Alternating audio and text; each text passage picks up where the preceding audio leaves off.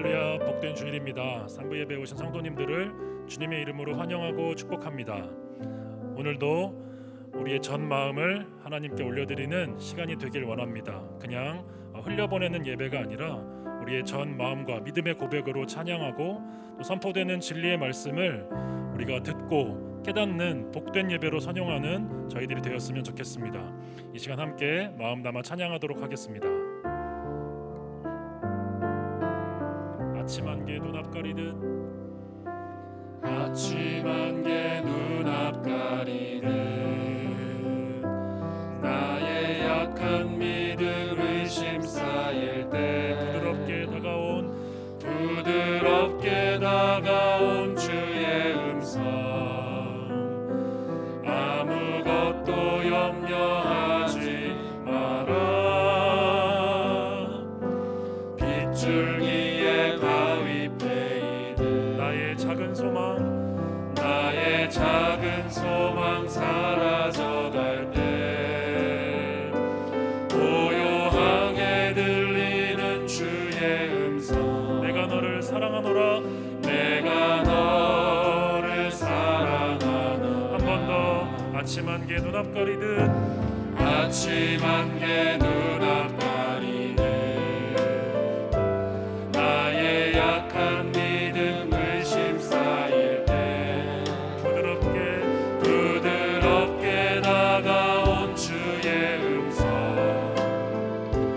아무것도 염려하지 마라 빗줄기에 바위 패이듯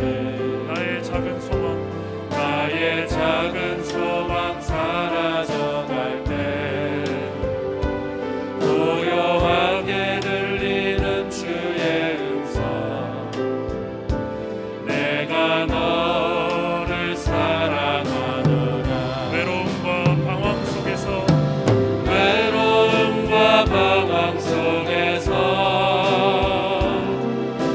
주님 앞에 나아갈 때에 위로하시는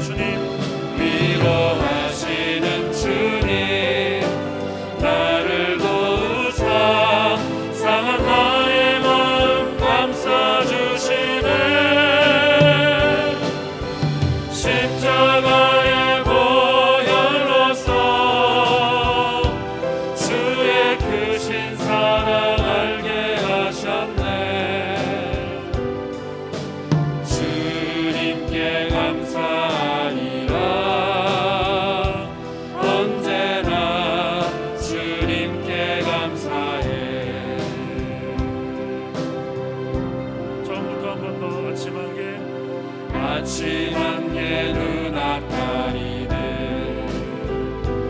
나의 약한 믿음 의심 쌓일 때 부드럽게 다가온 주의 음성 아무것도 염려하지 마라 빗줄기에 바위 패이듯 나의 작은 소망 사라져갈 때 고요하게 들리는 주의 음성 내가 너를 사랑하노라 내가 너를 사랑하노라 외로움과 방황 속에서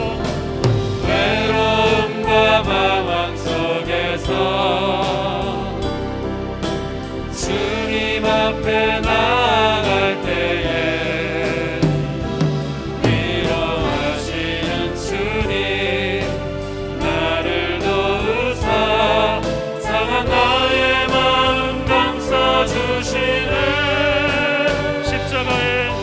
십자가의 보혈로서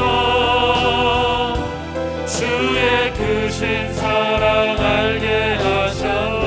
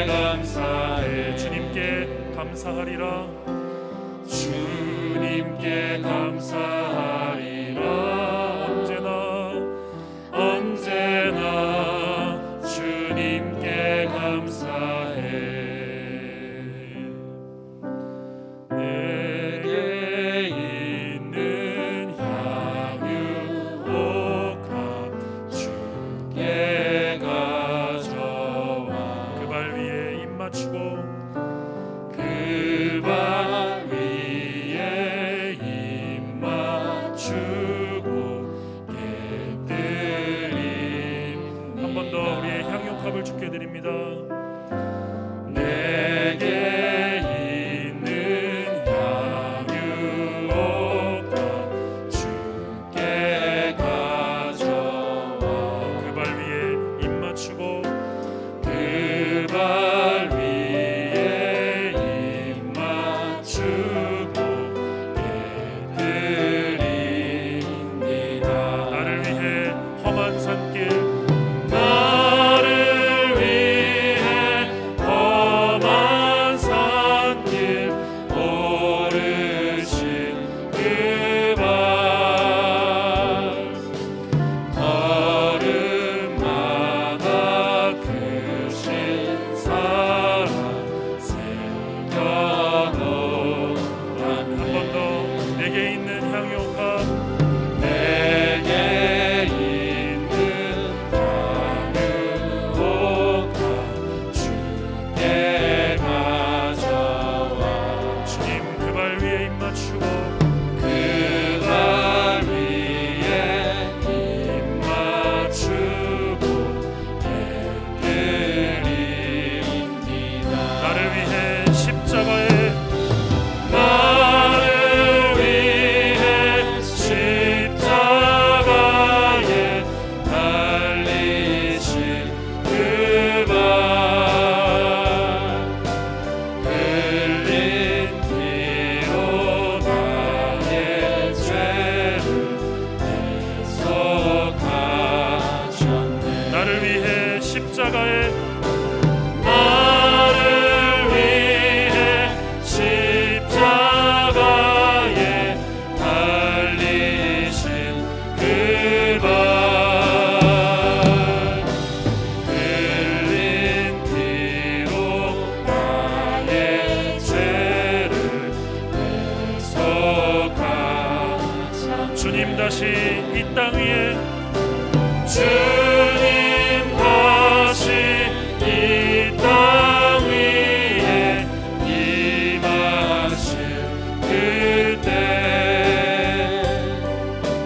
주의 크신 사랑으로 날 받아주소서. 주의 크신 사랑으로 주의 크신 사랑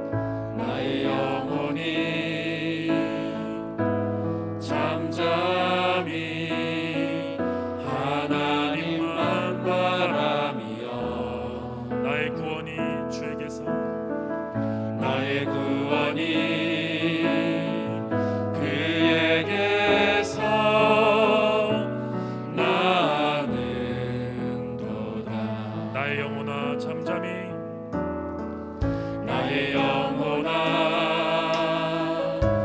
잠잠히 하나님만 바라라.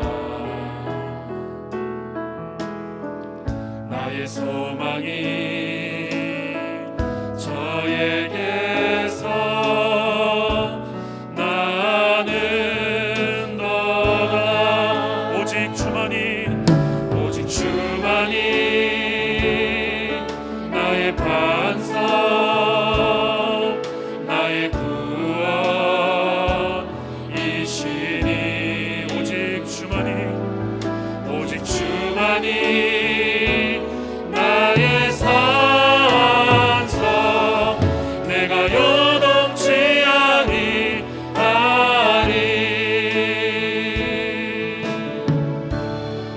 나의 영혼이 간절히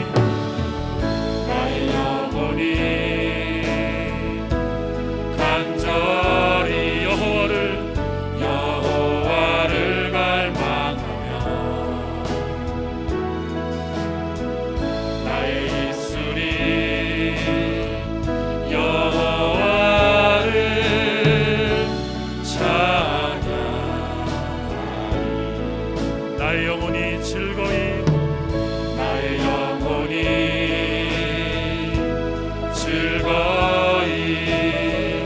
여호와를 따르니. 나의 평생에 여호와를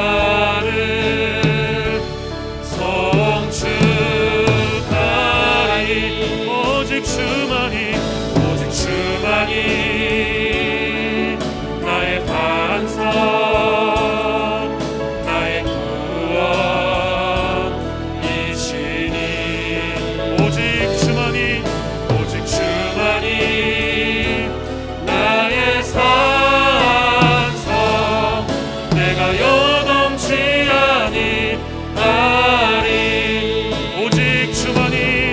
오직 주만이 나의 반석 나의 구원이시니. 오직 주만이 나의 산성 내가 요동치 아니하리. 내가 요동치 아니하리. 내가 요동치 아니하리. 내가 요동치 아니하리. 내가 요동치 아니하리.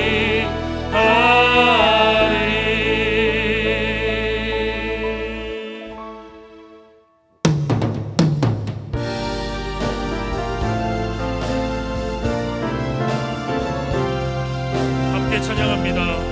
왕이신 하나님 높임을 받으소서. 찬양하리라. 영원히 높임을 받으실 그 이름 찬양하리라.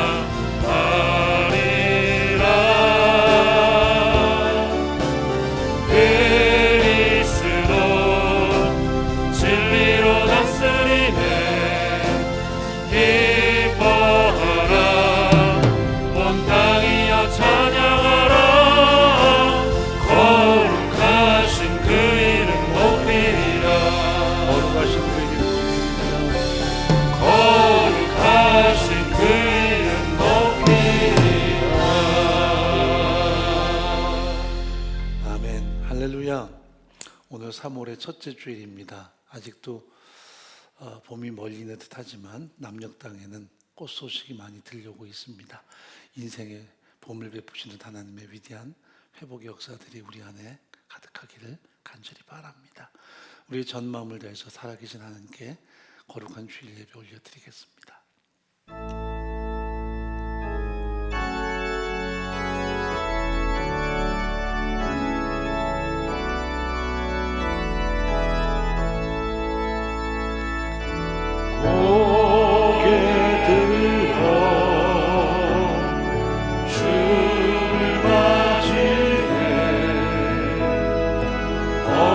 엎드려 경배하며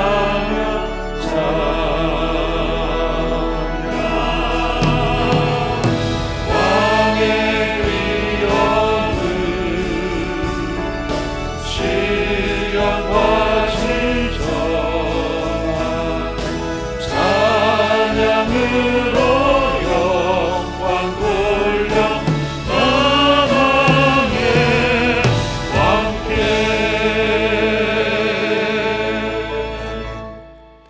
하나님은 영이시니 예배하는 자가 성령과 진리로 예배하라고 말씀하셨습니다. 우리의 모든 죄와 허물을 용서하여 주시고 인생의 모든 고단한 현장마다 좌절과 낙심으로 가득한 현장마다 하나님의 임재와 어루만지심이 가득한 이 시간 되게 도와주옵소서. 신문 가운데 기도 올리겠습니다.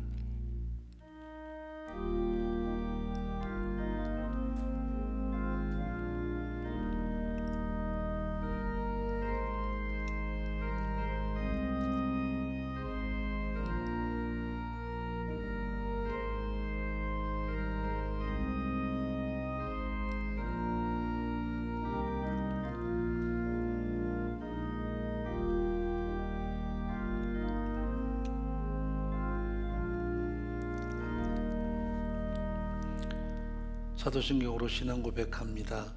전능하사 천지를 만드신 하나님 아버지를 내가 믿사오며 그 외아들 우리 주 예수 그리스도를 믿사오니 이는 성령으로 잉태하사 동정녀 마리아에게 나시고 본디오 빌라도에게 고난을 받으사 십자가에 못 박혀 죽으시고 장사한 지 사흘 만에 죽은 자 가운데서 다시 살아나시며 하늘에 오르사 전능하신 하나님 우편 앉아 계시다가 저리로서 산자와 죽은 자를 심판으로 오시리라. 성령을 믿사오며 거룩한 공예와 성도가 서로 교통하는 것과 죄를 사하여 주시는 것과 몸이 다시 사는 것과 영원히 사는 것을 믿사옵나이다. 아멘. 27장 찬양 올려드립니다.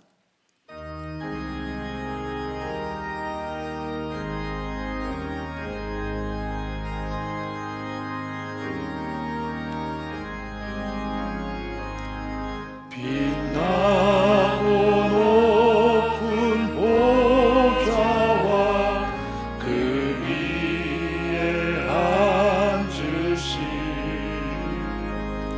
주 예수 얼굴 영광이 해같이 빛나네. 해같이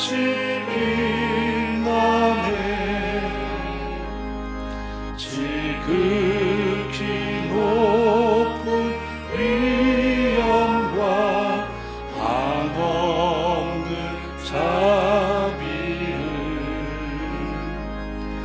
무천사 소리 모아서 늘 찬송 드리네.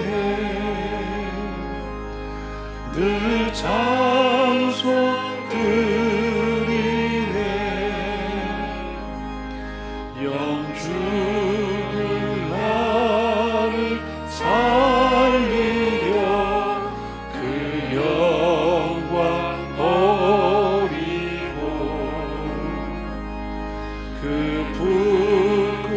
부끄러운 십자가 날 위해 쓰셨네.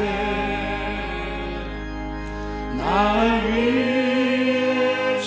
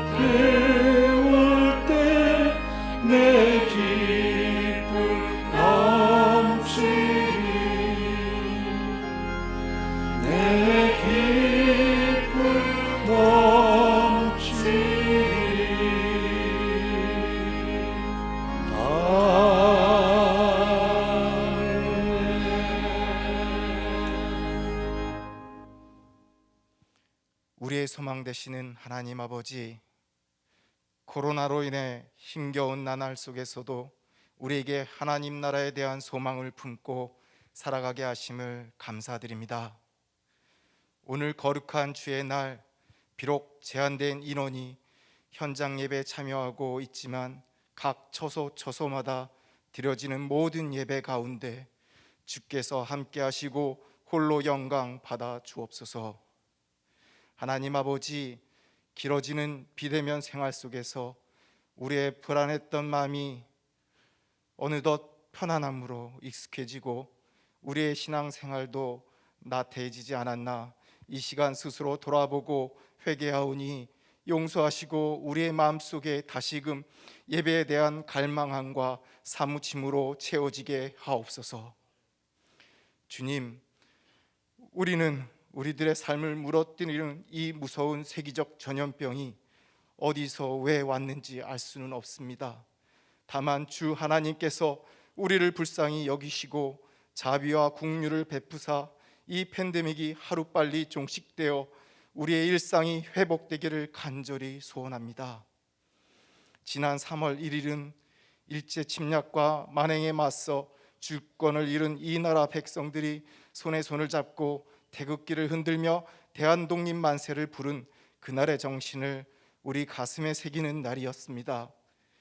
역사를 잊은 민족에게 미래가 없음을 기억하게 하시고 우리 자녀들에게 가르쳐 그 정신을 지켜나가게 하옵소서. 우리의 다음 세대를 축복하사 언제나 늘 주와 동행하며 이 물질 만능주의에 어두워져가는 세상에서 빛의 자녀로서 바로 서게 하옵소서. 육체의 질병으로 고통받는 동역자들과 또한 코로나19로 인해 무너져가는 가정과 일터를 지키려 힘겹게 하루하루를 믿음으로 버티며 살아내고 있는 성도들을 주께서 기억하시고 치유와 회복의 은혜를 베풀어 주옵소서. 하나님의 영광만을 위해 충성을 다하는 사도 바울처럼 자나깨나 늘 주의 나라와 복음을 위해 앞서 행하시는 우리 사랑하는 목사님을 영육간의 강건함으로 또 성령 충만함으로 지켜주시길 바라오며, 오늘 선포되는 말씀 앞에 우리에게 듣는 맘 주시어 상하고 지친 심령에 위로와 평강으로 채워지는 귀한 시간들이 되게 하옵소서. 예배의 시종을 주님께 맡기며 이 모든 말씀 우리 주 예수 그리스도의 이름으로 기도합니다.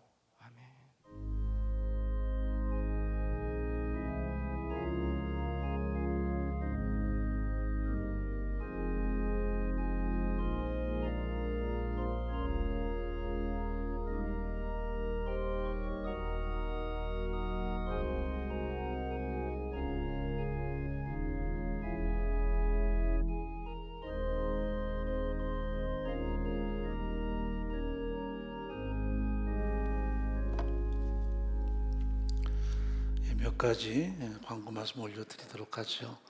은혜공동체는 철저한 방역지침 준수하에 현장 예배가 재개되고 있고요. 물론 그 인원은 좌석수 20% 이내지만 앞으로 상황에 따라서 좀 더 유동적으로 탄력적으로 운영이 될 예정입니다. 또 온라인 예배도 병행해서 드리게 됩니다. 1, 2, 3, 5부는 현장과 온라인이 병행되고요. 1시 예배는 송도에서만 현장으로 예배 드리는데 오늘은 제가 현장으로 갈 예정이고요.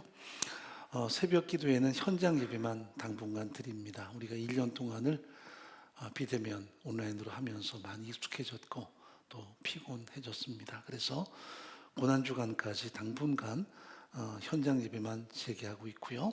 단 토요일 날 오전 6시에는 현장과 온라인이 병행되게 됩니다. 수예배는 온라인만 드려지게 되고요. 현장 예배 재개 시점은 추후에 공지하도록 하겠습니다. 주일 저녁 예배도 가정 예배로 대체해 주시기 바라고요. 날샘 3호로 104페이지를 참조하셔서 함께 가정이 예배하시기 바랍니다. 온라인 수녀반은 주일 오후 4시에 유튜브로 진행이 되고 모든 사랑방 모임도 비대면으로 진행이 됩니다. 고육교서는 지금 현재 온라인만 진행이 되는데 다음 주부터는 조금씩 학년별로라도 모임을 가질까 하는 그런 준비를 해보고 있습니다. 그래서 각 학년별로 또 혹은 각 파트별로 공지가 될 예정이고요. 세 가지 모임은 예배 후에 세 가지로 진행이 됩니다. 처음 방문하시는 분들은 반드시 본인 확인 후에 QR코드를 부여받으시고 입장할 수 있습니다. 전도 포괄 훈련이 오늘 오후 5시 비대면으로 수료합니다. 그래서 지난 겨울 동안에 우리 고3을 졸업하는 우리 다음 세대가 이 훈련에 참여했고요. 또 오늘 그레이스 스타트업 지원금 수여식이 진행됩니다. 그레이스 스타트업이라는 것은 고등학교를 졸업해서 대학에 진학하든지 혹은 세상을 향해서 나가든지 그들에게 격려 차원에서 지원금을 수여합니다. 그래서 총 38명에게 스타트업 장학금이 시급될 예정이고요. 또래정은 26명, 송도는 12명입니다. 또 자세한 광고사항들은 주보를 참조해 주시기 바랍니다. 어제도 약 400명이 넘는 확진자들이 양산이 됐습니다. 계속해서 백신이 배급되긴 하지만 아직은 활성화되지 못해서 조금 아쉽긴 하죠. 그러나 우리가 조금씩 더 기다리면서 하나님의 회복의 때를 준비하기를 바랍니다. 지금 제가 이스라엘 소식에 대해서 상당히 좀 관심이 있는데요. 50%가 넘는 사람이 이미 접종을 마쳤습니다. 그러면 확진자가 줄어야 되는데 그렇지 않습니다. 지금 1000명이 넘습니다. 매일마다요. 우리나라의 2배 반이 넘는데 인구는 이스라엘이 800만에서 900만이 안 되기 때문에 굉장히 많은 거죠. 그 이유는 모임에 너무 이렇게 좀 마음을 놓지 않았나 하는 생각이 듭니다. 우리가 비록 아직까지 백신이 많이 확산되지는 않았어도 적절한 거리 두기와 마스크 착용을 통해서 백신 이상의 수확을 위해서 함께 좀 더 마음을 모아주시기 바랍니다. 그래서 예배 이후에도 지금까지 그랬듯 우리가 서로 인사는 조금은 거리 두고 마음은 더 짙게 나눴으면 좋겠고요. 모든 분들이 좀 더 조심스럽게 우리가 예배하시기 바랍니다. 또 우리 아카데미 같은 경우는 이제 내일 개강을 합니다. 그래서 학교에 등교를 하는데 모든 가족들이 대표로 한 분씩은 코로나 검사를 받고 등교가 가능합니다. 이만큼 참 우리가 열심으로 애를 씁니다. 그래서 하나가 무너지면 또 많이 어려우니까 여러분들이 각별하게 나눠지며 하지 마시고 철저하게 방역 준수에 또 힘쓰시기 바랍니다. 이제 하나님의 표를 연못 올려드릴 때 김혜원 자매 찬양하겠습니다. 박수로 맞이하도록 하죠.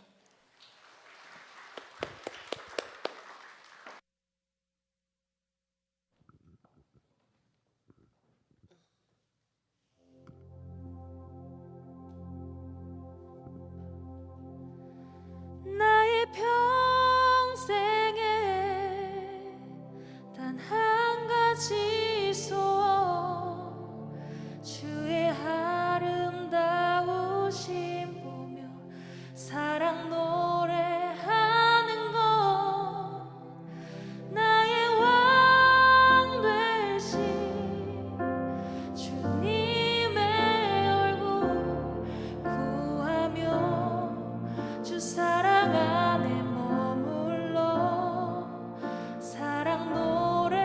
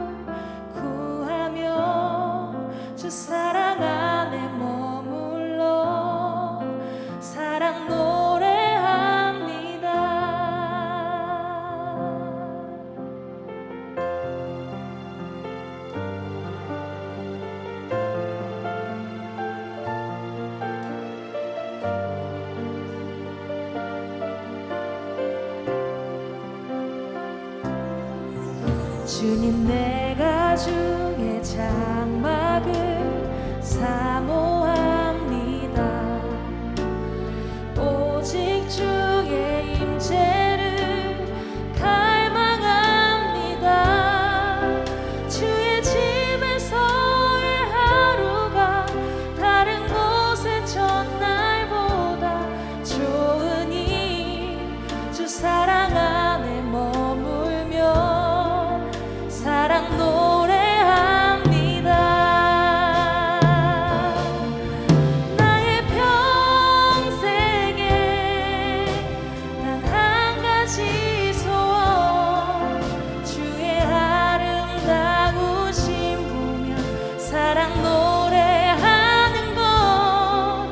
나의 왕 되신 주님의 얼굴 구하며 주 사랑 안에 머물러 사랑 노래합니다. 나의 평생에 단 한 가지 소원, 주의 아름다우심 보며 사랑 노래하는 것.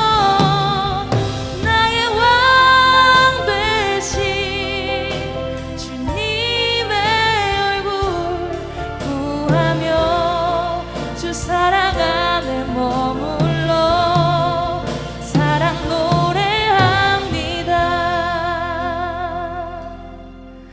나의 평생에 단 한 가지 소원, 주의 아름다우심 보며 사랑 노래하는 것.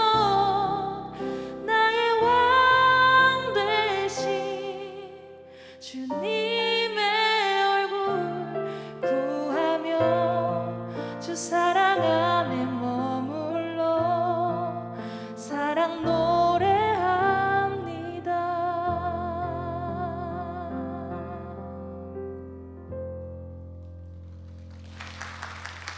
네, 수고했습니다. 하나님 말씀 보죠. 사도행전 13장 1절 말씀 함께 읽겠습니다.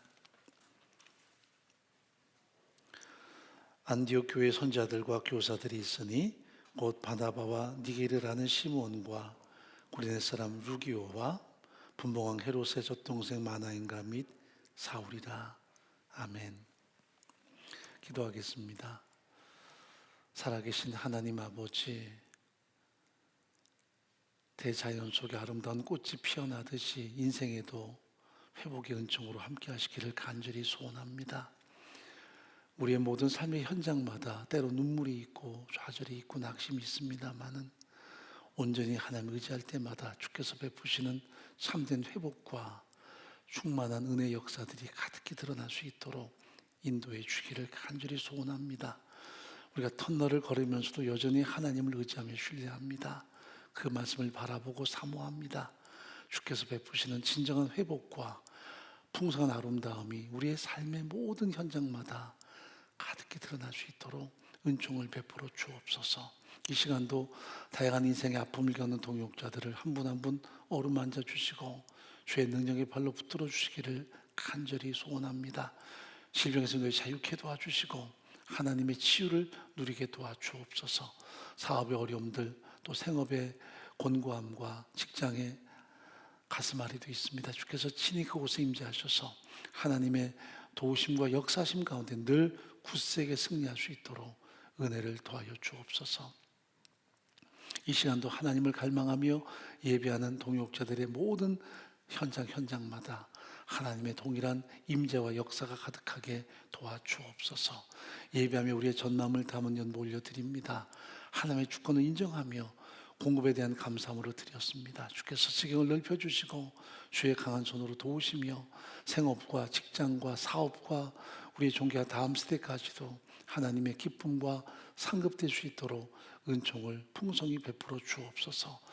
헌신과 섬김을 드리는 모든 동역자들을 기억하시고 그들의 수고 속에 더 큰 은혜를 베푸시며 존귀한 우리의 다음 세대까지도 하나님의 물된 동산같이 아름답고 복되게 성장해 나갈 수 있도록 인도해 주옵소서. 말씀으로 섬기는 모든 교사들을 축복해 주옵소서. 해외에 있든지 군대에 있든지 병상에 있든지 동일한 하나님 임재와 은혜가 가득한 이 시간 되게 도와주옵소서. 예수님의 이름으로 간절히 기도옵나이다. 아멘. 우리가 성경을 대할 때 세상의 언어와 성경의 언어가 사뭇 간극이 큰 상황에 대해서 간혹 느끼지 못할 때가 있습니다. 흔히 죄인 그러면 우리는 세상에서는 감옥 속에 들어가야 될 사람을 말하지만 성경은 하나님을 떠난 모든 사람을 죄인이라고 말하죠. 이것은 윤리 도덕의 문제가 아니라 어떤 법률의 문제가 아니라 하나님과의 관계에 있다는 것을 분명히 말씀을 해요. 또 비슷한 단어가 바로 타락이라는 단어입니다. 타락 그러면 세상에서는 함부로 사는 것, 방종하는 것, 인생이 폭삭 무너지는 것을 타락이라고 말한다면 하나님의 사람들은 그 타락의 기준이 조금은 더 분명합니다. 말씀을 벗어나는 것을 말해요. 즉 기차가 철로를 다니다가 탈선하면 그건 다 와르르 무너지는 것처럼 신앙인들이 하나님의 말씀에 레일 위를 정도를 걸어야 되는데 거기서 잠깐 삐끗하면 그게 타락입니다. 우리가 흔히 타락하면 교회 다니다가 교회를 떠나고 술, 담배 피고 인생이 망쳐들었다, 그걸 타락으로 알지만 아니요, 목사도 지금 당장 타락할 수 있어요. 그것은 순간순간입니다. 어제는 우리가 옳게 진행했더라도 오늘 타락할 수 있어요. 그래서 항상 신앙에는 긴장감과 성찰이 필요한 것입니다. 영성이란 매 순간마다 내가 말씀의 레위리를 잘 달고 있는가를 점검하는 것이고요. 그것에 의해서 삶을 끊임없이 확증하는 것이 신앙이에요. 그게 또 영성입니다. 어제까지 잘 달렸다 그래서 오늘 제대로 달리는 게 아니란 말이죠.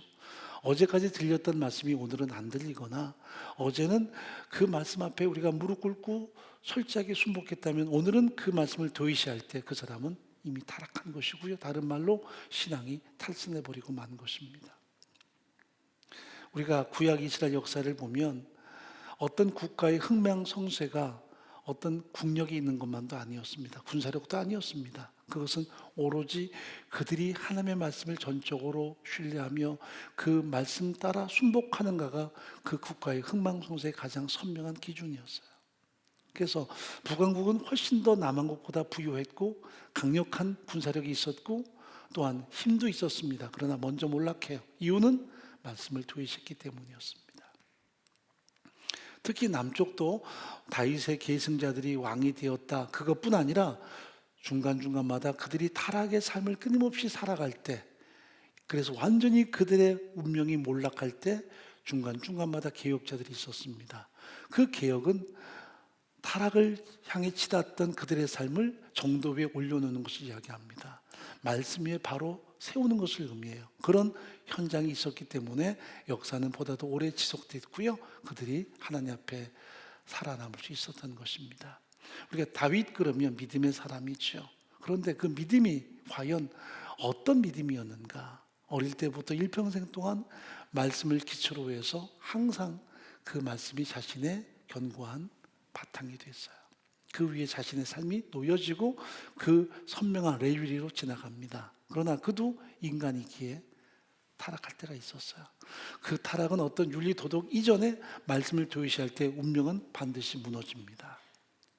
그가 풍요로워지고 모든 것이 안전해졌을 때 그는 하나님의 말씀을 도외시하고 추락합니다. 그게 밧세바 사건이에요.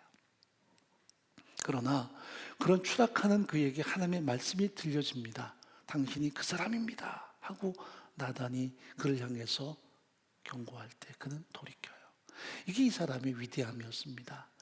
여러분, 나단은 엘리야에 비하면 사실 비교가 안 될 만큼 엘리야는 능력도 많았고요, 권능도 아주 무수하게 드러내는데 나단은 사실 이름 없는 사역자였습니다. 그런 때도 다윗은 나단이 하나님의 말씀을 전달할 때 그 말씀 앞에 철저하게 굴복해요. 이게 이 사람의 영성이었고 또 진정한 회복의 선명한 기준이었습니다. 그래서 북방 에브라임은 왜 몰락하는가? 그런 회복의 역사가 없었어요. 말씀이 선포되지도 않았고 그 말씀을 전달하는 사람도 없었고 그리고 듣지도 않았기에 결국은 계속 추락해서 역사의 문을 닫게 됩니다. 남방주다는 조금씩 타락하다가도 하나님께서 하나님의 사람을 통해 말씀하시면 돌이켜요. 또 돌이켜요. 그것 때문에 그 시대가 살아남습니다. 여호사밧 때에 그 이방 민족이 쳐들어왔을 때 그들이 하나님께 무릎 꿇고 하나님의 얼굴을 구할 때 그들은 그 정말 절망 가운데 승리를 거둬요. 우리가 잘 아는 히스기야도 마찬가지고요. 그리고 요시야도 그랬습니다. 그들이 신앙의 선명한 기준으로 인생의 방향을 돌이킬 때 하나님의 도우심의 역사가 나타났습니다. 이것이 구약의 역사입니다. 자, 에스겔 2장 5절 한번 읽어보도록 하죠. 그들은 패역한 족속이라 듣든지 아니 듣든지 그들 가운데 선지자가 있는 줄을 알지니라. 또 7절 그들은 심히 패역한 자라 듣든지 아니 듣든지 너는 내 말로 고할지어다. 여기 패역이라는 말은 정말 악한 그들의 행동을 말한다면 탈선해버린 거죠. 아주 타락해버린 거예요. 그 이유 중에 하나는 안 들어요. 그리고 자기들의 의지대로 자기들의 욕구대로 인생을 살아가는 이 모든 것을 패역이라고 말합니다. 그것을 신앙에서 타락했다라고 이야기하는 것입니다. 자, 그런데 우리가 알듯이 이스라엘 민족이 바벨론에서 포로 생활하다가 거의 70년 다 돼서 60여 년 만에 돌아옵니다. 그리고 성벽을 재건하고 국가를 재건하는데 어떤 성벽 재건이 전부가 아닙니다. 국가를 수립하는 게 전부가 아니었습니다. 진정한 그들의 회복은 말씀을 향해 돌이키는 데 있었다는 것을 성경 우리에게 드러내요. 자, 느헤미야 8장 1절 한번 읽어보도록 하죠. 찬찬히 내용을 마음에 담아봅니다. 이스라엘 자손이 그 본성에 거하였더니 7월에 이르러는 모든 백성이 일제 수문학 광장에 모여 학사 에스라에게 여호와께서 이스라엘에게 명하신 모세 율법책을 가지고 오기를 청하매 7월 1일에 세상 에스라 율법책을 가지고 남자 여자 무릇 알아들을 만한 회중 앞에 이르러 수문학 광장에서 새벽부터 오전까지 남자 여자 무릇 알아들을 만한 자의 앞에서 읽음에 뭇 백성이 그 율법책에 귀를 기울였는데 때에 학사 에스라가 특별히 지은 나무 강단에 서매 그 우편의 선자는 마띠디아와 스마와 아나야와 우리야와 힐기야와 마세야요 그 좌편의 선자는 부다야와 미사엘과 말기야와 하숨과 하스바타나와 스가랴와 무술람이라. 학사 에스라가 모든 백성에 서서 저희 목전에 책을 펼 때에 모든 백성이 일어서니라. 에스라가 광대하신 하나님 여호와를 송축하며 모든 백성이 손을 들고 아멘 아멘 응답하고 몸을 굽혀 얼굴을 땅에 대고 여호와께 경배하였느니라. 하고 난 다음에 에스라가 선포하는 하나님의 모든 말씀을 그들에게 들려줘요. 중간중간마다 많은 지도자들이 그들의 언어로, 예를 들어서 그들이 바빌론에서 오래도록 포로 생활했기 때문에 자기들의 히브리어를 많이 상실했습니다. 통역을 해서 이 말씀의 본뜻을 알도록 전달합니다. 모든 사람이 말씀을 듣고 그 말씀 앞에 철저하게 깨닫고 통회합니다. 이게 회복이에요. 탈선했다가 다시 정도를 걷는 것입니다. 그러므로 신앙 회복은 단순하게 교회 생활 다시 한다 거기 있는 것이 아니라 진정 내가 말씀의 정도를 걷는가에 있어요. 그래서 우리가 매일마다 말씀 앞에 다가서는 이유는 경험이 중요하지 않아요. 신앙 경력은 많은데 탈선한 사람들이 있거든요.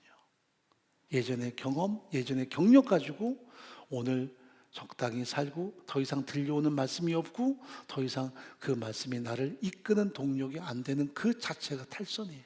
타락이에요. 근데 우리는 그런 걸 타락으로 여기지 않아요.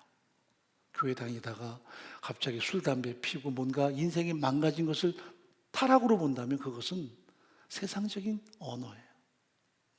우리가 정도를 벗어나는 것. 하나님을 철저하게 의지하고 하나님께로부터 만족을 찾고 하나님을 통해 감격하던 그 사람들이 갑자기 세상의 것을 추구하고 자기 삶을 추구하고 이제는 뭔가 세상과 연합하는 삶을 사는 것 타락이에요. 근데 본인은 잘 몰라요.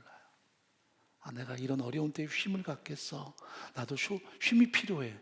근데 그것이 정말 쉼인지 타락인지에 대해서는 선명한 말씀의 기준을 통해서 살펴봐야 돼요.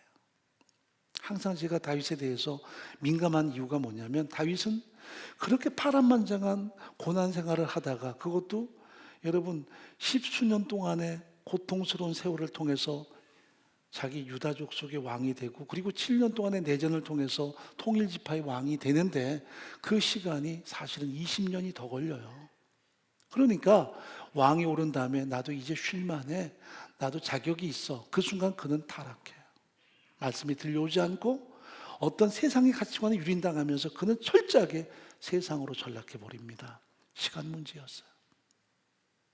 그러나 하나님의 은혜에 감격하고 목동의 위치에서도 여전히 하나님을 찾고, 왕이 있어도 하나님이 나의 주시고 나의 왕이다 할 때는 그는 항상 그 신앙의 토대가 견고했어요. 그러므로 누구든지 섰다 생각하면 넘어질까 조심해야 돼요. 순간이에요. 내가 30년 믿어왔어. 난 지금까지 잘 믿었잖아. 아니요. 하루는 충분한 시간이에요. 근데 우리는 그렇게 긴장하지 않아요. 내가 잘못하면 수십 년 믿었던 그 모든 것이 구원은 상쇄되지 않겠지만 내가 타락하겠구나라는 긴장감을 가져야 되는데, 우리는 그런 긴장감이 없어요. 난 술 안 먹어, 담배 안 피워, 나는 그런 세상과 야합하지 않아. 아니요. 어제의 말씀과 오늘의 삶이 매칭이 안 되는 그 순간이 타락이에요. 그 사도 바울은 자신이 그렇게도 복음 증거하며 핍박을 당하고 그렇게 모진 수모를 통해서도 하나님의 사람으로 일평생 살았으면서도 나는 날마다 죽는다, 왜 그랬을까요? 어제의 나로 살아서는 안 돼요. 오늘의 말씀 앞에 무릎 꿇는 신앙이 필요한 거예요. 그게 그 사람의 선명한 기준이었고 영성이었어요. 항상 말씀을 향해 돌이킴이었고요, 선명한 삶의 기준이 하나님의 말씀이 될 때 그들은 하나님 앞에 존귀하게 세워졌어요. 100년을 믿어도 여전히 우리는 오늘 말씀이 들려오는가, 그 말씀을 향해 우리의 삶의 방향을 제대로 설정하는가 하는 것이 너무 중요해요. 그래서 느헤미야 8장도 보면 그들에게 들리오라는 말이 가장 중요한 핵심이고요, 또 듣게 하는 것이 또 중요했습니다. 들려야 되고요, 듣게 해야 돼요. 못 들으면 그들은 탈진한 삶일 수밖에 없어요. 자, 그리고 또 한 가지 중요한 것은 그 사람이에요. 하나님의 말씀이 우리 삶의 선명한 기준이 되어야 되고요, 그 말씀을 전달하는 그 사람이 우리에게 존재하는가가 우리 신앙의 아주 중요한 핵심 요소예요. 그 사람. 그래서 하나님이 회복했던 시대에는 그 사람이 있었어요. 시대와 야합하지 않고 권력에 철저하게 야합하지 않고 하나님의 선명한 기준으로 말씀을 전달했던 그 사람들이 있었어요. 그래서 나단도 다윗에게 당신이 그 사람입니다, 하나님의 말씀을 전달하죠. 이것이 결국 운명을 가루는 하나의 동력이었어요. 자, 디모데전서 2장 7절 한번 읽어보죠. 이를 위하여 내가 전파하는 자와 사도로 세움을 입은 것은 참말이요 거짓말이 아니니 믿음과 진리 안에서 내가 이방인의 스승이 되었노라. 여기서 스승이란 말이 번역이 좀 너무 이렇게 멋지게 됐네요. 이방인의 선생이 됐다라는 말이에요. 이방인에게 예수를 전하고 가르치는 선생이 된 거예요. 그게 자신이 사도인데도 자기를 선생으로 이야기합니다. 여러분, 하나님의 나라는 결국 어떤 개념인가? 말씀이 전 세계에 파급되는 게 하나님의 나라의 확장이고요, 그리고 그 말씀을 듣고 그 말씀을 향해 삶의 방향을 돌이키고 그 말씀을 따라 마치 기차가 레위리를 잘 달려가듯이 살아가는 그 삶이 많아질 때 이게 부흥이에요. 이게 하나님 나라의 확장이고요. 교회 성장도 같은 맥락이에요. 교회가 수가 많아지고 교인이 많아진다. 그게 외형은 커졌지만 실제로 견고한 하나님의 말씀에 우리가 토대를 잡고 그 레위리를 달리듯 제대로 달려가는가, 그게 교회의 건강성이고 진정한 부흥인데, 숫자만 많다고 부흥인가요? 아닐 수 있어요. 사람의 수는 더 많아지는데 중간중간마다 가다가 탈선해요. 어제의 말씀이 그저 여전히 오늘의 말씀으로 연결돼야 되는데 경험만 남고 경력 남아서 이제는 다 탈선해 버리면 그 교회는 타락하는 교회가 돼버리는 거예요. 목사도 마찬가지. 여러분도 예외는 아니에요. 교회 생활이요? 중요하지만 정말 예수 믿고 거듭난 사람에게는 교회 생활이 전부가 돼서는 안 돼요. 매 순간 오늘의 말씀으로 살아가는가, 말씀의 선명한 기준에 내가 서 있는가를 점검하지 않으면 우리 신앙은 위험해져요. 제가 예전에 순복음에서 부교육자 생활할 때 두 사람의 경우를 목격을 했어요. 다 제가 섬기던 교구에 있었으니까요. 한 사람은 무당이에요. 전도받아서 자기의 모든 직업과 인생을 방향 전환해서 교회에 나온 거예요. 이분은 교회에 나오면 찬양할 때는 뜨겁게 해요. 막 일어나서 막 거의 춤추다시피. 설교만 들으면 자요. 그러니까 목사님들이 저한테 항상 하는 말이, 야, 좀 몬짝에 해라. 아니면 뒷자리 좀 앉혀라. 맨 앞자리에 앉아가지고 막 하다가 코를 골고 자요.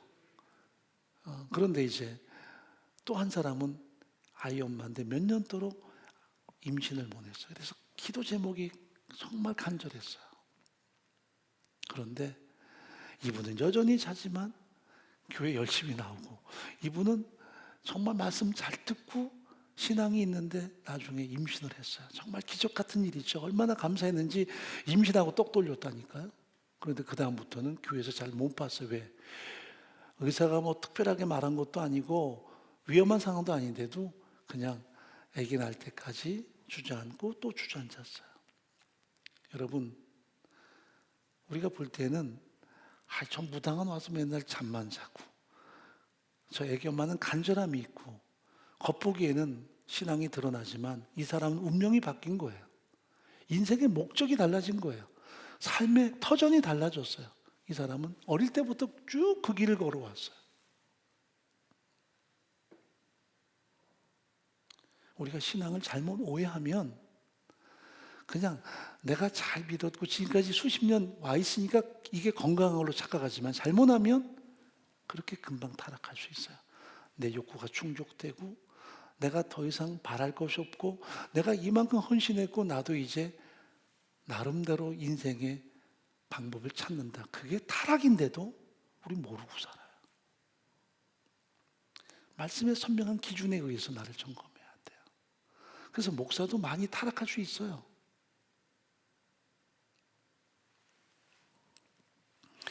하나님의 나라의 확장성은 어디에 있느냐? 그저 믿는 사람의 수가 많아진다. 좋은 일이지만 그걸로 끝나서는 안 돼요.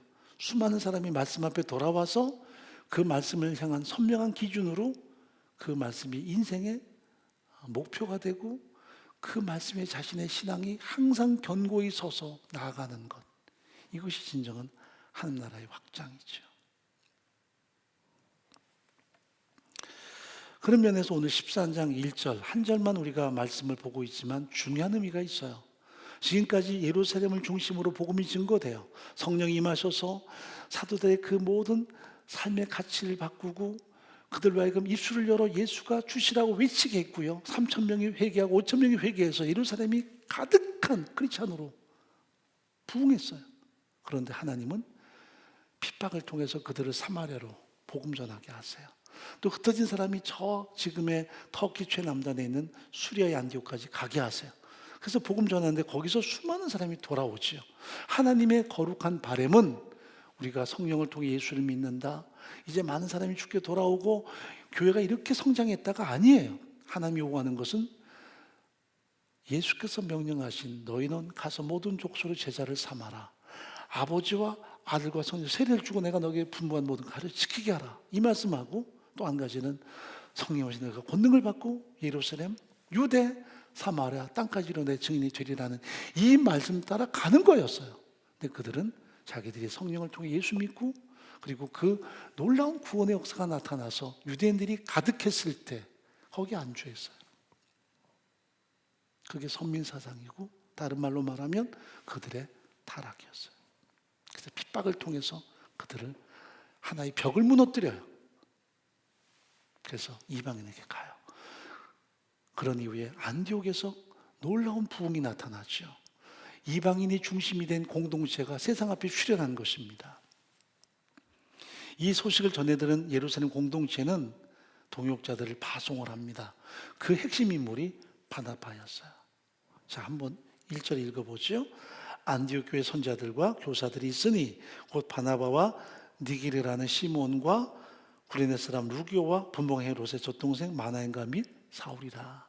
여기 선지자라는 말이 있습니다. 선지자는 구약 시대에는 이 예언자라는 말과 같은 맥락이에요. 그래서 나비라는 단어를 씁니다. 이 말은 대언자예요, 대언자. 하나님의 말씀을 그대로 전달하는 사람을 대언자라고 말해요. 우리가 생각하는 예언은 샤머니즘적인 의미가 많아요. 그래서 하나님의 말씀을 그대로 전달하는 역할을 대언자, 그들을 선지자, 예언자라고 말합니다. 신약에서도 선지자가 가끔 등장합니다. 그럼 이들은 누구냐? 예수를 목격했던 사람들일 거예요. 예수께로부터 가르침을 받았던 사람들, 그들을 선지자 그룹으로 넣습니다. 사도는 조금 달라요. 사도는 주님이 직접 부르셨고 주님이 직접 보내신 최측근들이라면, 선지자들은 예수님을 배웠고 좀 더 폭넓게 그분에게 들었던 사람들. 그래서 바나바 같은 경우는 동역자에도 될 텐데 선지자라고 이렇게 구분을 합니다. 이유는 바나바는 이미 예수님이 이 땅에 계실 때부터 예수를 목격했던 인물이에요. 왜냐하면 그의 누님이 바로 이 예수님의 여제자였습니다. 이윤즉슨 예수님이 마가다락방에서 최후의 만찬하실 때 그 다락방이 이 누이의 집이었어요. 마가는 바나바의 조카입니다. 그러니까 이 마가 요한의 어머니가 바로 이 바나바의 누이인 거죠. 그러니까 예수님의 그 십자가 그리고 죽으신 부활을 제일 먼저 경험했던 현장이 마가다락방이고요. 거기에 이 마가의 어머니뿐 아니라 바나바의 이제 그 누이지요. 바나바조차도 그 영향을 받았어요. 그러니까 예수를 목격했던 사람이고 예수님께 가르침을 들었던 사람이겠죠. 이 사람이 원래 레위 지파 사람이고 이름이 요셉인데 바나파스라고 하는 이름으로 불려집니다. 원래는 성령의 사람 그리고 위로의 사람이란 뜻이 있습니다. 참 탁월한 그의 별명인 거죠. 이 사람을 예루살렘 공동체가 파송을 해요. 그런데 이 사람뿐 아니라 니게르라는 시몬, 니게르는 좋은 말은 아니에요. 흑인을 일컫는 말입니다. 헬란 말로 니게르란 말은 검둥이를 말해요. 지금 이런 말하면 큰일 나죠. 지금 블랙맨 해야 되는데 그런 인종 차별이 무너졌어요. 적어도 이 공동체에서는 바나바와 어깨를 나란히 하는 그런 그룹에 이 사람이 포진되어 있습니다. 또 한 사람은 구레네 사람 루기오, 지금의 북아프리카 지역 튀니지 근방을 여기 구레네라고 하는데 이쪽 출신의 지도자가 또 있습니다. 분봉왕 헤롯의 젖동생 마나엔. 헤롯의 젖동생 하니까 그의 형제인가 하지만 유모의 아들일 것입니다. 그래서 유모의 아들이 그래도 사실은 초대 공동체의 신분치고는 괜찮은 신분인 거죠. 권력의 근처에서 맛을 좀 볼 수 있는 사람인데도 지금 안디옥 교회의 지도자로 서 있습니다. 또 한 사람은 바로 사울입니다. 핍박자였다가 극렬하게 믿는 사람을 잔해하다가 스데반 죽이는데 앞장섰고 다메섹까지도 가서 믿는 사람을 과격하게 잡아오려고 하다가 부활하신 예수를 만나고 변화됐던 그 사람. 그리고 3년 동안 저 페트라에 가서 구약을 중심으로 메시아가 예수님인 걸 확인하고 난 다음에 다시 다메섹에 와서 복음을 증거하고 핍박을 당하면서도 초대 공동체의 동료자들과 화해 악수를 하고 지금 10년 동안 다소에서 은둔하고 있던 그 바울을 불러서 함께 말씀을 전하는 교사로 세운 인물이 바나바였어요. 이들이 함께 사역하는 공동체가 바로 안디옥 교회였습니다. 이들이 교사였어요. 이들이 함께 교회를 섬기고 모든 성도를 가르칩니다. 안디옥 교회의 가장 탁월한 핵심 요소예요. 동일한 성령이 역사하시고 동일한 말씀이 역사하는데 거기에 교사들이 있었어요. 가르치는 사람들이 있었어요. 이것이 교회의 특징이에요. 자, 에베소 4장 11절 한번 읽어보죠. 그가 혹은 사도로 혹은 선지자로, 두 그룹은 이제 빼요. 지금은 존재하지 않아요. 사도는 예수께 직접 부름받아서 보냄받은 사람들이고, 선지자들은 그 예수님을 목격하고 그분의 가르침을 들어서 전달하는 사람이라면 지금은 존재하지 않아요. 대신 교회가 그 사도성과 선지자적인 사명만 부여받은 거죠. 이제 현재 존재하는 사역은 복음 전하는 자. 이건 모든 크리스천들이 복음 전해야 되죠. 또 하나는 목사와 교사예요. 그러니까 어떤 분들은 그래서 교회 안에 두 그룹이구나. 목사와 교사가 있구나. 목사 따로 여러분 다 교사가 되는 거구나 라고 말하지만, 사실은 원문에 보면 목사 괄호 열고 교사 괄호 닫고요. 목사의 사역을 교사라고 이야기합니다. 그러니까 목사를 지우고 교사라는 말을 써도 괜찮아요. 우리 한글 번역상 이 번역이 조금 모호하다 보니 목사와 교사로 하니까 목사 그룹 따로 교사 그룹 따로 보지만 사실은 하나의 직군입니다. 그게 교사예요. 교회는 가르치는 사람들이 있어야 돼요. 우리가 구원 얻었다면 구원 얻어서 천당가 하는 것으로 끝나서는 안 되고, 말씀을 끊임없이 탐구하고 배워서 누군가를 가르치는 교사가 될 수 있어야 돼요. 그게 교회가 교회되는 목표예요.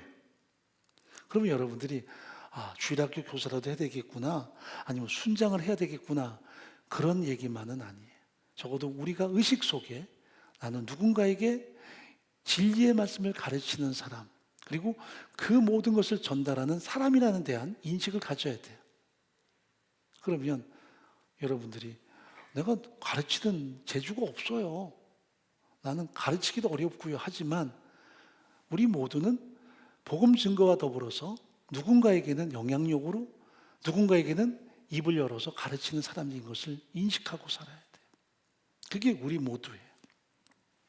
자, 그런 다음에 12절 보면 이는 성도를 온전케 하며, 온전케라는 말은 성숙과 관계가 되는 말이 아니라 그 부러진 것을 이렇게 뭐랄까요, 맞춰주고 어긋난 것을 맞춰주는, 이 단어는 접보론에서 쓰는 말입니다. 그래서 부러진 것을, 위골한 것을 맞춰주는 것, 탈골된 것을 제대로 끼워주는 것, 의학 용어예요. 그러니까 모든 성도를 온전케, 그들의 어긋난 삶, 그들이 추구했던 모든 것을 제대로 살아갈 수 있도록 돕는 역할이에요. 이것을 맞춰줘요. 그리고 난 다음에 봉사 일을 하게 하며, 그러니까 봉사라고 하니까 드디어 왔구나, 교회 봉사해야지. 이 봉사는 미니스트리예요. 사역이에요. 어떤 의식으로 우리가 헌신하는가? 여러분, 교회를 청소한다, 이 봉사, 식사 준비한다, 봉사, 그리고 말씀을 가르치면 사역? 아니에요. 다 사역이에요. 그런데 한 가지 중요한 것은 공동의 타켓이 있어요. 그리스도의 몸을 온전히 세우기 위해서, 교회를 교회되게 하기 위해서요. 그 핵심이 뭐냐면, 사실은 서로 섬기고 누군가를 위해서 내가 일해주고 하는 것도 중요하지만, 가장 핵심은 하나님의 말씀을 듣고 그 말씀을 나를 통해 드러나고 선포됨을 통해 그 사람을 온전케 하는 이 모든 역할이 교회가 갖는 가장 중요한 기능이라는 거예요. 그래서 우리 교회 표어 중에 첫 번째가 가르치는 거예요. 가르쳐야 돼요. 그래서 한번 생각해 보세요. 여러분, 우리 공동체가 최소의 그 그룹이 사랑방이에요. 사랑방은 가장 작은 교회가 되기도 하고요. 사랑방에 함께하지 않으면 이 가르침의 현장을 우리가 많이 놓쳐요. 그리고 순장님들이 내가 가르치는 사람이라는 의식을 버려야 돼요. 왜냐하면 그 가르침의 현장을 우리가 이렇게 열어주고 하나님께서 각자를 통해 어떻게 가르치실까를 기대하면서 장을 만들고, 그리고 내가 주도하는 게 아니라 그것을 할 수 있도록 모든 것을 포용하고 길을 여는 것인데, 착각하는 게 내가 가르쳐야지, 우리 수능들 어떻게 가르치지? 이 자체가 왜곡된 거고요. 또 순원들도 와가지고 내가 순장에게 배워야지. 이것도 왜곡된 거예요. 우리 모두가 서로 교사들이 존재해요. 어떤 교사가 그날 입을 열어서 하나님의 그 깊은 비밀을 말할지 우리는 예측할 수 없어요.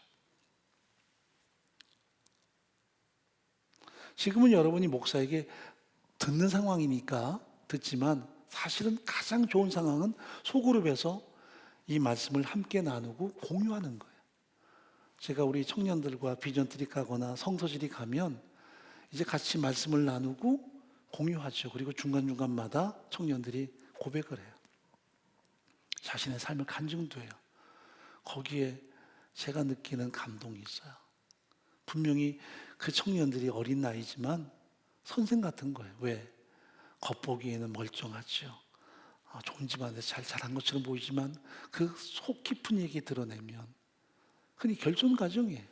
부모님이 이혼하든지 또 돌아가시든지 그렇게 성장했는데도 신앙으로 성장해서 그렇게 사무치는 감동을 가지고 산다는 게 제게는 놀라운 거예요. 감격이에요. 그게 서로 간의 교사가 되는 거예요. 여러분 사랑방 모임 가질 때 왜 우리가 순장의 역할은 어디까지냐? 모든 걸 처음부터 끝까지 주도하는 것이 아니라 그 장을 만들고 제일 처음에 모이면 뭐 아이스 브레이킹 시간이 있어야 되죠. 서로 마음을 좀 부드럽게 하고 그럴 때 집사님 지난주에 받은 은혜가 뭡니까? 또 형제님은 어떤 은혜 받으시나? 이렇게 이제 서로 나누죠. 그런 다음에 공과 공부에 들어가면 배경사는 설명하겠지만 중간중간마다 말씀으로 그 사람에게 질문하고 성령이 그 마음을 열어서 깨닫게 하고 고백하게 하는 현장을 기다려야 돼요. 그러면 그 중에 그날 선생이 나타나요. 지금 자녀들이 입학할 때니까요. 모여서 아이스 브레이킹 한다면서 은혜를 나눈다면서 툭 나온 말이 이 집에 올해 막내가 대학 들어갔다며? 그랬더니 네.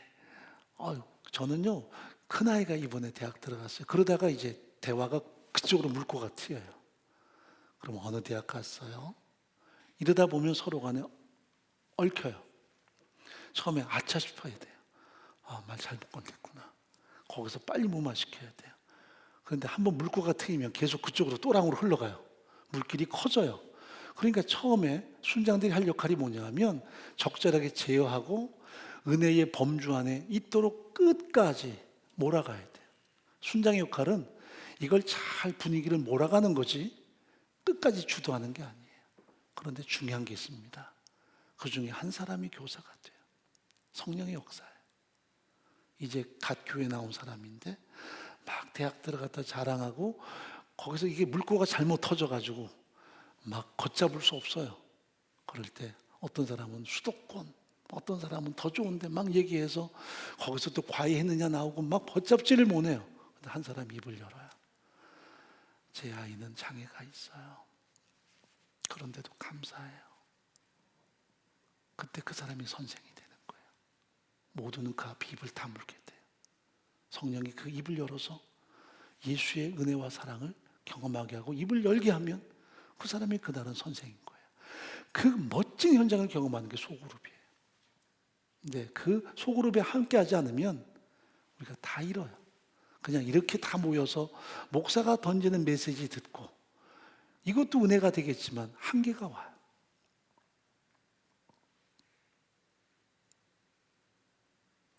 그 위대한 원동력, 하나님의 역사는 현장들을 이룰 수 있는 위험성이 많아요. 그래서 우리가 상호사역이 뭐냐면 서로 다양한 일을 해서 함께 그리스도의 몸을 세우는 정도도 중요하지만 이 말씀의 수준은 다 다르겠죠. 그러나 성령이 우리에게 역사해서 내가 깨달은 이 말씀을 입을 열어서 고백할 때마다 누군가에게는 이 놀라운 은혜가 그 사람의 삶을 바꿀 수도 있고 회복할 수도 있어요. 그 은혜의 현장을 경험해야 돼요. 그게 없으면 우리의 신앙은 아주 왜소할 수밖에 없어요. 그 사랑방이 왜 힘드냐면 잘못하면 자랑질, 잘못하면 그저 혼자 가르치고 아니면 끝나고 난 다음에 먹는 것, 교제하는 것으로 그렇게 치부되니까 사랑받기 힘든 거야. 근데 한 번 모일 때마다 그런 가르침의 현장을 경험하면 다음 주가 기다릴 수밖에 없어요. 그러니까 성령의 역동성은 그런 데서 많이 나타나요. 하필 이번 주가 넓은 집에 이사한 자매의 집이라면 가죠 뭐. 왜 나쁜 일이겠어? 가서 축복도 해주죠. 정말 작은 집에서 그 집에 가면 또 마음이 눌릴 수도 있겠죠. 그러나 말씀 앞에 우리가 무릎 꿇으면 누군가 입을 열어서 가르치는 사람이 있어요. 하나님의 나라, 하나님의 은혜, 하나님의 역사하심. 그 멋진 현장을 잃고 사실 건가요? 그러면서 우리는 누구에게든 교사가 될 수 있어요. 끊임없이 우리가 배우려고 애써야 되고요. 그리고 누군가에게 생명력을 파급시키는 현장에 존재할 수 있어요. 그래서 현대에 존재하는 두 가지 직임은 복음 증거자들. 하나는 교사예요. 목사도 교사니까요. 두 그룹만 존재해요, 교회는. 근데 많은 사람이 교회가 목사가 많으면 좋겠다. 그러면 목사가 다 일일이 상대해서 일일이 그분들에게 수직적으로 뭔가 던져야 된단 말이죠. 그러면 굉장히 외세해져요. 우리 어머니가 제가 어릴 때 저 데리고 껐떡하면 무당집에 가셨어요. 가서 물어보는 거예요. 가장 쉬운 방법이에요. 돈 내놓고 물어보는 거예요. 우리 남편 사업이 어떻겠습니까? 그러면 반말 찍찍하면 그거 듣고 또 돈 내놓고 와요. 난 이해가 안 됐어요. 너무 쉬운 거죠. 그러나 신앙생활은 무릎 꿇고 기도하고 때로는 막 기도해도 도무지 응답이 없어요. 하나님이 가끔 응답하시지만 대부분 잠자고 계시잖아요. 난 답답해 죽겠는데 그래도 그 가운데 인내하며 하나님을 기다리고 또 언젠가 들려오는 말씀 따라 우리가 순복하고 그런 시간이 있어요. 너무 쉽게 하려는 사람들이 우리 교회는 목사가 많아. 필요하면 신방 오고. 그 말은 대부분의 성도가 손 놓고 있다는 얘기예요. 수직적인 계급만 존재하지 수평적인 하나님께서 원하시는 그 부흥의 현장에서 우리가 벗어나 있다는 거예요. 결론입니다. 하나님께서 원하시는 선교의 현장, 하나님 나라의 확장, 그래서 안디옥교회가 중요한 거예요. 안디옥교회가 선교 많이 했다더라. 그게 중요한 게 아니라 교사들이 말씀을 가르치고 그 말씀을 통해 이 교회가 끊임없이 하나님의 은혜를 나누고 그리고 세계를 향해서 나아가는 현장을 경험하죠. 우리 안에 진정한 가르침들이 특히 어려운 때잖아요. 함께 나누고 내 가슴을 관통한 말씀을 통해 고백하고 드러낼 때마다 누군가에게는 그것이 얼마나 큰 소망이 되겠습니까? 위로가 되겠습니까? 그것이 교회입니다. 우리 안에 그런 회복 연종들이 가득하기를 간절히 바랍니다. 하나님 아버지, 누군가 당신의 가슴 속에 붙여질 거룩한 불이 있다는 슈바이처의 말을 열거하지 않더라도 우리 삶 속에 하나님의 말씀이 들려져서 거룩한 불꽃을 점할 때가 있습니다. 목사를 통해 설교를 들을 때도 중요하지만 우리가 말씀을 깨닫고 함께 나눌 때마다 그런 놀라운 생명력이 우리 안에 가득히 파급될 수 있도록 은총을 도와여 주옵소서. 그래서 하나님께서 정말 원하시는 그 생명력이 가득한 우리가 결코 타락하지 않고 하나님의 말씀에 견고히 서서 끝까지 기차가 레일을 달리듯이 신앙의 다름질을 잘할 수 있는 공동체로 늘 견고히 서게 도와주옵소서. 예수님의 이름으로 기도합나이다. 아멘. 찬양 올려드리죠. 송축해 내 영혼.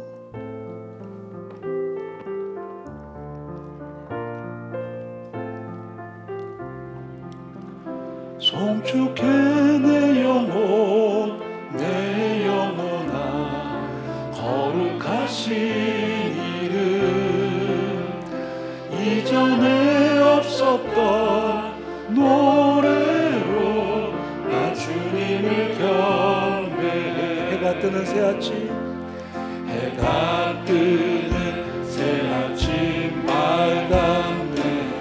이제 다시 주님 찬양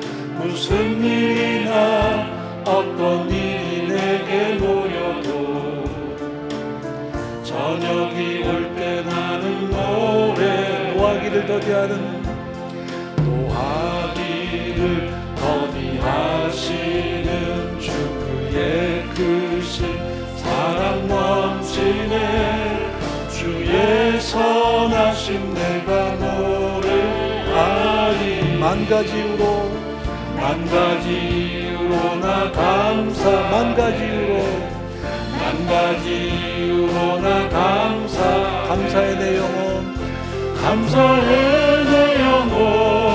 내 영혼아 거룩하신 이를 이전에 없었던 감사로 나 주님을 경배해 곧 그날에 나의 힘 다하고 나의 삶의 여정 마칠 때 끝없는 찬양 드리리라 수많은 세월 지나 영원히 송축해 내 영혼아 거룩하신 이를 이전에 없었던 노래로 나 주님을 경배해 이전에 없었던 노래로 나 주님을 경배해 나 주님을 경배해 나 주님을 경배해 기도하겠습니다. 유교에서는 최초의 그 위치를 학생이라는 말을 많이 씁니다. 우리가 학생 하는데 유교적인 언어입니다. 그 위에 생원, 진사 이렇게 올라가죠. 학생이라면 평생을 배우는 사람의 뜻입니다. 도를 배우는 사람들. 근데 사실은 성경이 더 확실한 의미를 부여합니다. 말씀을 배우고 진리의 말씀 곳에 서서 우리가 깨달은 말씀을 누군가에게 전할 때 우리는 학생이자 선생이 됩니다. 거기에 생명력이 나타납니다. 세상에서 많이 배워야 되는 것도 아닙니다. 진리의 말씀을 듣고 깨닫고 그 말씀이 나를 관통하고 누군가에게 증거될 때 그 말씀은 생명을 살리는 교사의 역할이 될 수 있습니다. 초대 공동체는 그런 생명력이 있었습니다. 은혜 공동체가 언제나 모이면 생명의 말씀이 증복돼서 그 생명이 가득한 현장을 경험하게 도와주옵소서. 우리가 어떤 직분에 의해서 단절되는 것이 아니라 있는 곳마다 하나님의 은혜, 그 진리의 말씀이 늘 가득하게 도와주옵소서. 그래서 하나님의 역사심이 우리 안에 풍성히 드러날 수 있도록 인도해 주옵소서. 그 고백과 기도가 드려지기를 바랍니다. 잠깐 동안 기도하죠.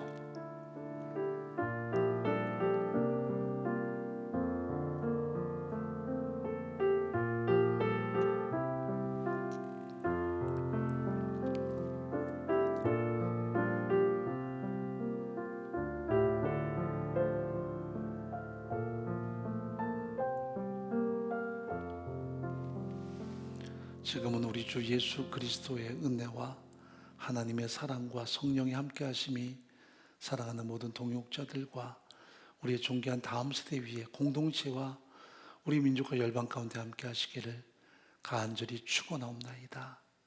아멘.